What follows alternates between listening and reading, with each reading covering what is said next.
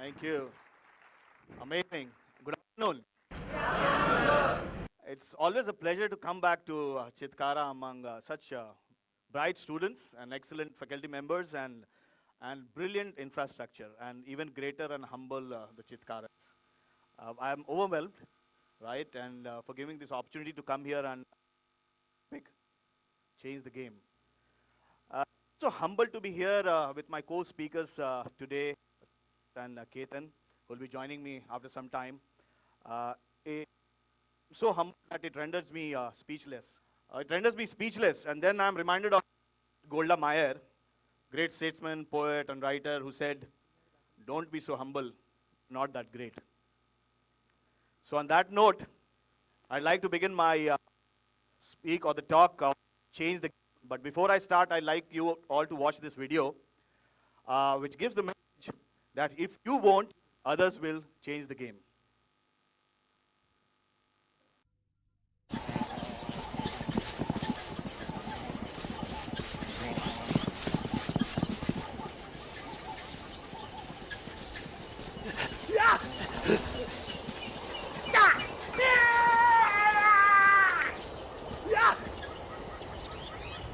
So if you want, others will change the game, right? We, the Generation X people, we think that we are blessed because we have seen the maximum science and technological changes which have happened over last 30 years or 40 years. And I think Generation Y also, or Generation Y that you are, you'll also be witnessing a lot of changes over next 10 to 15 years.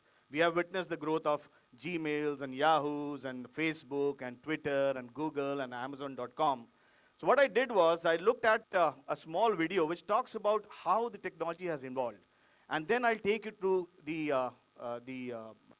my inputs on how we can change this game in the times to come. How our forefathers moved from being hunters to gatherers to farmers to industrial engineers and then of course knowledge workers, right? And next 15 years we'll see more of this innovation happening. So a lot of disruptive innovation is going to happen. Like these are the 10, 15 disruptive innovations which is going to happen in next 10, 15 years. But behind all these innovations and changes that is happening, there's only one force, which I called it as PLUs. Any guesses? PLUs? It's people like us. Yes or no? It's only the ordinary people who will do extraordinary job, and all these innovation and changes will be driven by people like us, right? So are you ready to change that game? Yes or no? You all, what is the age? I'm like 40 years, almost double of some of yours, right? So can I hear a loud yes? Wow. So let me take you to my 4 mantras where you can change the game and which will help you as personals and professionals in life change the game and be successful. My first mantra, for everything we do in life, whether it's personal or professional, you'll always have a stimulus, and on the other side, you'll have the result.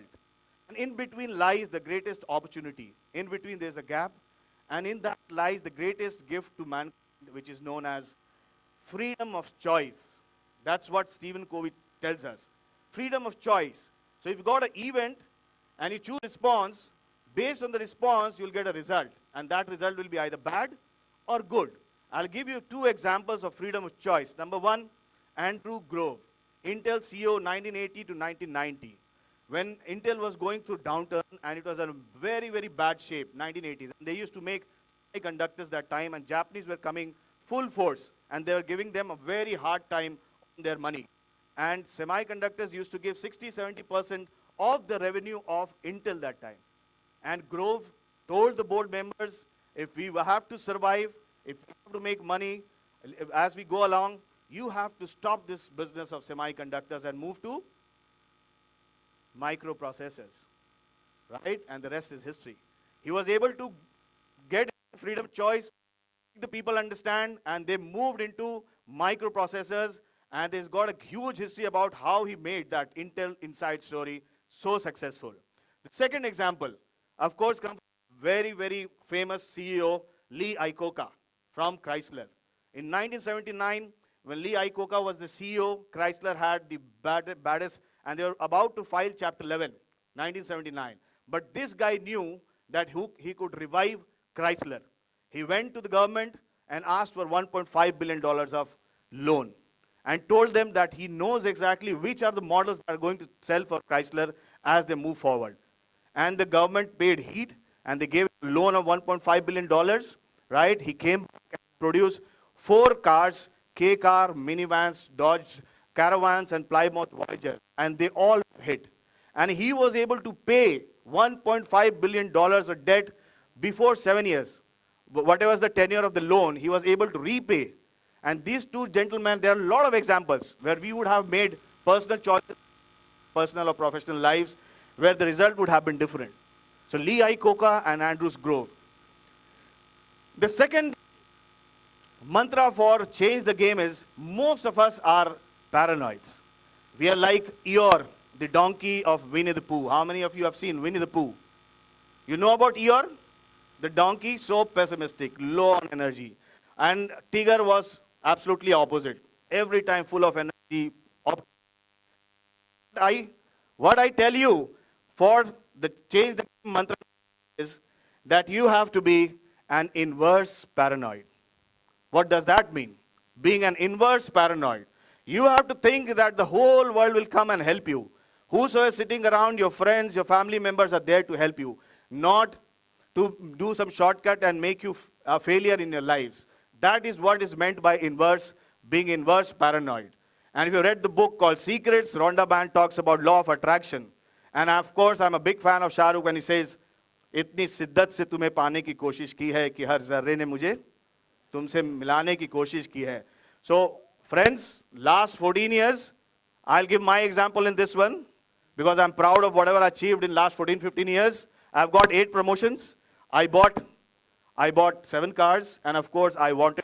And I'm always an inverse paranoid. Wherever I go, I told Kavita also, wherever I go, I'll meet a lot of, people who are famous. And believe you me, we were in Marriott, we saw the whole Sri Lanka team. Thomas Moody was there, and Chaminda was there, Ishan Sharma was there, and I clicked some photographs also. So that's the power of being inverse paranoid. And that can change the game for you in your lives. The third most important thing is unlearn to learn. There's a Chinese philosopher and scholar named Lao Tzu. He said, if you want to attain knowledge, you have to keep adding things every day. But if you want to attain wisdom, you have to keep taking things every day. What does that mean? When we go through our lives as kids, as grown-ups, as students, and there are so many various forms. There are so many things which keeps getting registered in your brains, which gets your brain clogged. So at times you're not able to make decisions which you otherwise would have, because your brain is all full. In today's world, where changes are happening so exponentially, every day, every second, that if you don't let go things from inside you, you'll not be able to learn. And if you're not able to learn, you'll not be able to deliver and become better professional and better person in life. And to just show that, I'm going to show a video. So that's the power of unlearning. Coming from Brazil, he learns what Japanese do and then he uses it for his own benefit, right? So as we go, we can also do that in our personal and professional lives. The fourth, of course, the fourth and the last mantra that I want to give to you today is about forget luck, get into action, right? People talk about serendipity, luck by chance. I talk about planned serendipity. You can plan that chance and luck for yourself, right? Before Newton, there were so many people who must have sat below an apple tree. An apple must have fallen. Nobody thought why it was falling. So when Newton went and sat under an apple tree, apple had fallen on his head. It made him start thinking why this apple was in motion and why is it falling down, right? And he was not like other guys, so he got into action, went ahead and checked why this was happening, and then of course the rest is history. He gave us the gravitational pull and Newton's law. So if we don't get into action in our personal and professional life, there'll be others who will grab those opportunities and make that change. And they'll be successful and will be left behind. You have to get out of the end club. As you say, law of attraction. If you want every time have excuses and I want to say this cannot happen, this cannot happen. In your personal and professional lives also, you'll have people, 10 people surrounding you and telling you, this is not going to happen, this is not going to happen. You have to get out of that, get into action, work hard to change the game, right? And as Jack Canfield has told, 99% is bitch. It's only 100% which is breeze. What he meant was that if you take a job, you can't give 99%. You will have to give 100% into it. Full heart, full soul, full mind, full body. And if you don't do that, you'll not be able to change the game, right? And there's a great motivational speaker known as Leslie Brown. He said, it's not over until I win. So whatever you do in your lives, it's not over until I win has to be your slogan, right? So can I hear all of you saying, it's not over until I win 3 times. It's not over. It's not over. It's not over. Brilliant. So keep doing that and you'll be able to see a huge amount of difference that is brought to your lives in both personal and professional lives. Another important message that I wanted to give you today was, in whatever situations that we are in, whether it's either problematic, something happening at home, you've lost some people, you'll always have opportunities in those problems. And it's only when you can see opportunities in those problems that you'll be able to change the game. If you're dying also, in those kind of situations also, you'll find sparkles and lights